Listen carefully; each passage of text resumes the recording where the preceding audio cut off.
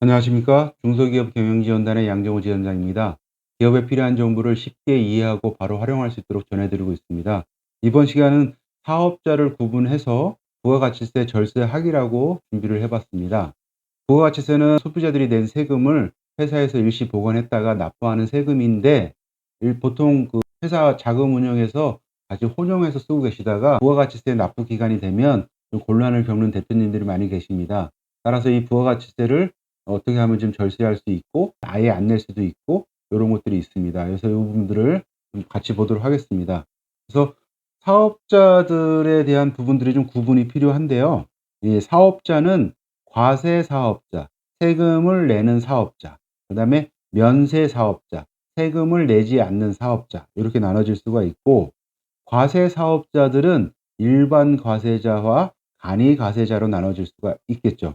그다음에 일반 과세자들은 일반 세율 사업자하고 영세율 사업자로 이렇게 또 나눠집니다. 그래서 여기서 보시게 되면 지금 일반 과세자하고 간이 과세자는 어떻게 구분이 되는지, 그다음에 면세 사업자하고 영세율 사업자는 어떻게 구분이 되는지 이 부분만 좀 조금 이해를 하셔도 부가가치세에 대한 부분들을 활용하실 수가 있으실 것 같아요. 그러면 내가 지금 어떤 사업자로 영위를 하고 있는지 이 부분도 우리가 좀 체크를 하셔야 되겠죠. 그래서 일단 일반 과세자하고 간이 과세자를 좀 구분해 보겠습니다. 그래서 일반 과세자는 간이 과세자가 아니면 된다라고 되어 있고요. 그래서 간이 과세자는 직전 1년 공급 대가가 8천만 원이 미달이 되면 이제 간이 과세자가 될 수가 있다. 매출로 일단 이해하시면 되실 것 같고, 법인은 안 됩니다. 법인은 간이 과세가 없고요. 일반 과세를 사업장을 보유한 대표님께서는 간이 과세자가 되실 수가 없습니다. 일반 과세자로부터 양수한 사업은 간이 과세가 될 수가 없다라고 보시면 됩니다. 그래서 직전 1년 공급 대가가 8천만 원이 미달하는 사업자가 간이 과세자니까 초과하는 사업자들은 다 일반 과세로 넘어갈 수 있다. 이렇게 보시고, 간이 과세자들은 영수증만 발행하시면 되시고요. 세금 계산서 발행이 안 됩니다. 그래서 일반 과세자는 세금 계산서 발행이 되는데요. 일부 소매업은 영수증 발행도 가능하다라고 되어 있습니다. 여기서 우리가 지금 절세 포인트를 잡기 위해서 세금에 대한 부분들이 좀 중요한데요. 지금 일반 과세자들은 매출 세액, 공급 가액의 10%를 매출 세액으로 잡고 있고, 매입세액, 매입액의 10%를 플러스해서 매입을 잡아가지고 요 매출 세액에서 매입세액을 빼면 납부세액이 나옵니다. 그 간이과세자들은 매출 세액을 잡을 때 그 공급 대가, VAT를 포함한 공급 대가에다가 업종별 부가가치율이 있습니다. 그래서 업종별 부가가치율을 곱해서 거기에 10%를 해줍니다. 그 다음에 세금 계산서 제출 세액공제라고 해가지고요. 매입액에서 업종별 부가가치율을 좀 빼주면 차감 납부할 세액이 나온다는 거거든요. 근데 계산식은 더 복잡해 보이기는 하는데 이 업종별 부가가치율이 높기 때문에 차감 납부 세액들은 더 낮아지는 현상이 나오고 있습니다. 일반 개인 사업자들 같은 경우는 과세 기간이 6개월이고 가리과세제는 1년에 한 번만 신고를 하면 된다는 거고요. 예정 신고는 3개월마다 신고 납부를 해야 되고, 간이과세자들은 6개월에 고지 납부하시면 되고, 일반 과세는 배제 업종이 없으나 간이과세자들은 광업, 제조업, 도매업, 부동산 매매업, 전문직 사업자 등은 간이과세자가 될 수가 없습니다. 해서 매출이 8천이 되지 않는다면 간이과세로 사업장을 운영하시는 게 좀 편하시겠죠.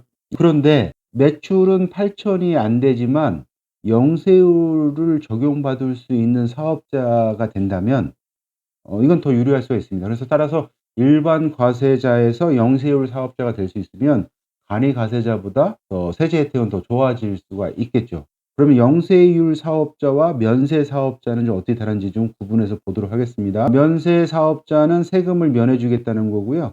영세율 사업자는 세금을 받지 않겠다. 이렇게 이해를 하시면 될 것 같습니다. 두 사업자를 좀 비교를 해보면 영세율 사업자들은 간단하게 해서 수출에 관련된 사업장이다. 이렇게 이해하시면 되시고, 면세 사업자들은 국민들한테 세금을 부과하는 것보다는 세금을 걷지 않아서 국민 복리후생에 도움이 될 것 같아서 면세화 시켜줬다. 이런 뜻으로 보시면 좋을 것 같습니다. 그래서 영세율 사업자들은 수출 관련된 업종, 면세 사업자들은 기초생활필수품 및 기초생활용역 관련된 거라고 보면 되고요. 영세율 사업자들은 세금계산서에서 매출이 일어나 가지고 공급가액을 할 때 부가세를 0%를 매겨 버립니다. 그래서 공급가액에 대해서는 세금이 없게 나타나는 거고요. 면세사업자는 면세계산서의 공급계획을 면세를 아예 해 버립니다. 잠깐 계산을 좀 보고 하시면 이해가 더 편할 것 같으니까 일반과세하고 간이과세자, 그다음에 영세율 세금계산서,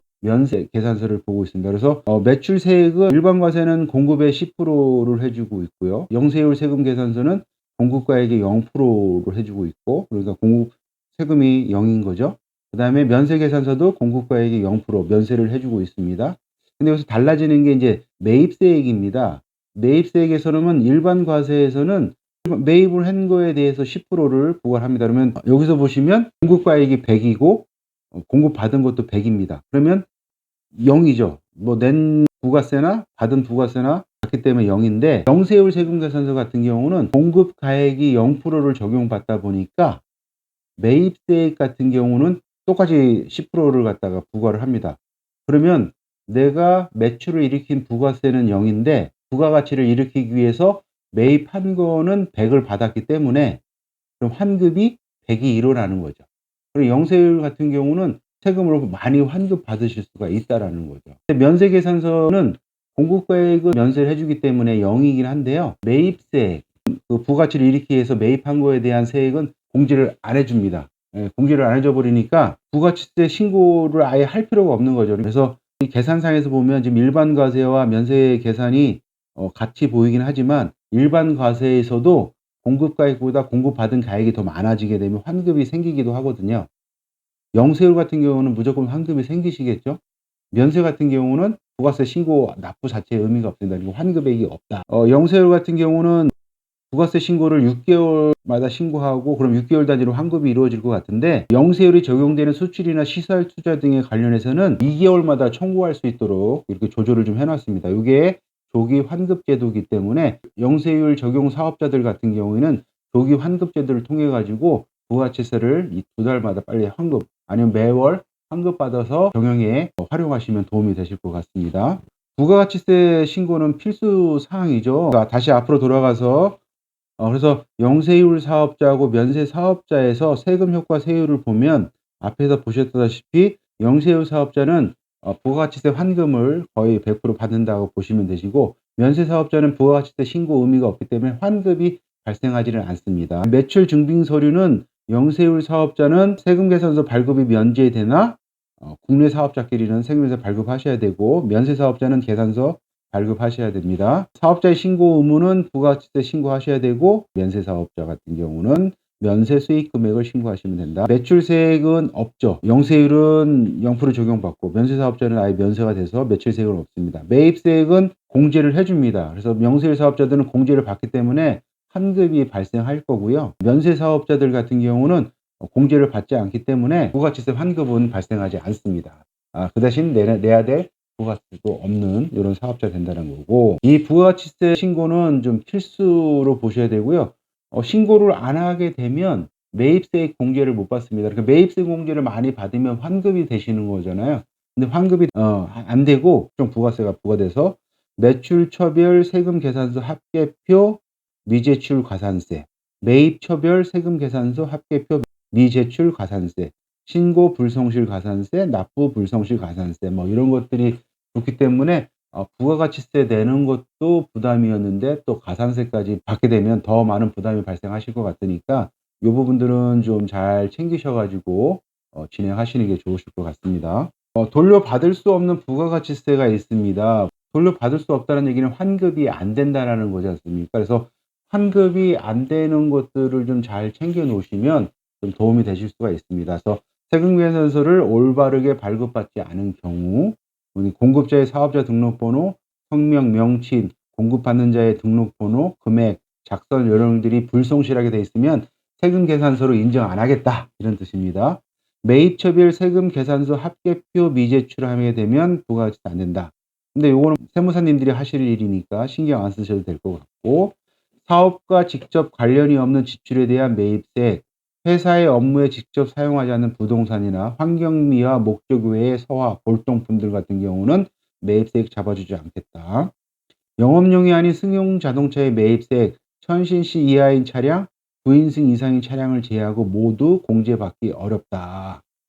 접대비 및 이와 유사한 비용의 지출이 관련된 매입세액 같은 경우는 접대비는 공제가 되지 않으나 복리후생비는 공제가 됩니다. 그래서 요거는 담당 세무서와 좀 협의를 통해서 요걸 좀 조율하셔야 될 것 같고, 면세 사업 및 토지 관련 매입세액도 돌려받을 수가 없고, 사업자 등록을 하기 전에 매입한 것들도 받을 수가 없다. 돌려받을 수 없는, 환급받을 수 없는 요 부가가치세를 좀 잘 확인하셔서 요런 것들은 다 환급받을 수 있도록 하시기 바랍니다. 우리 개인 사업자 같은 경우에는 또 별도로 이제 부가세가 절세할 수 있는 것들이 좀 몇 가지가 있는데, 일단 국세청에 사업용 신용카드를 등록하시기 바랍니다. 법인은 뭐 자동 등록되기 때문에 법인카드 있으면 다 부가세 신고된다고 보는데, 우리 개인 사업자들 같은 경우는 신용카드 등록 안 하고 쓰시는 경우들이 많으신데, 국세청에 사업용 신용카드를 등록해 놓으시고 쓰시면 부가세 환급 대상이 된다. 전기요금 및 도시가스 등 공과금에 대한 세금 계산서도 발급받으시면 매입세액 공제가 이루어집니다. 요거 우리 거의 안 해 놓으실 것 같은데 요 부분도 좀 챙기시면 좋을 것 같습니다. 그래서 고지서에 있는 전화로 전화해서 세금 계산서 발행을 요청하면 세금 계산서 발행이 됩니다. 개인용으로 사용하거나 사업용으로 사용하는 통신요금 공제가 가능합니다. 우리 휴대폰 요금 같은 것들 요거 그냥 납부만 하고 마시는데 요거 세금 계산서 요청하면 이것도 세금 계산서가 발행이 되면 또 매입세액 공제가 가능하다. 복리후생 관련 부가세가 공제, 국세청에 등록된 사업용 신용카드로 결제한 경우에 10%의 부가세 공제가 가능하다라는 것도 있으니까 개인 사업자 같은 경우는 이런 부분들 좀 잘 활용하시면 일정 부분이라도 또 환급에 도움이 되실 것 같습니다.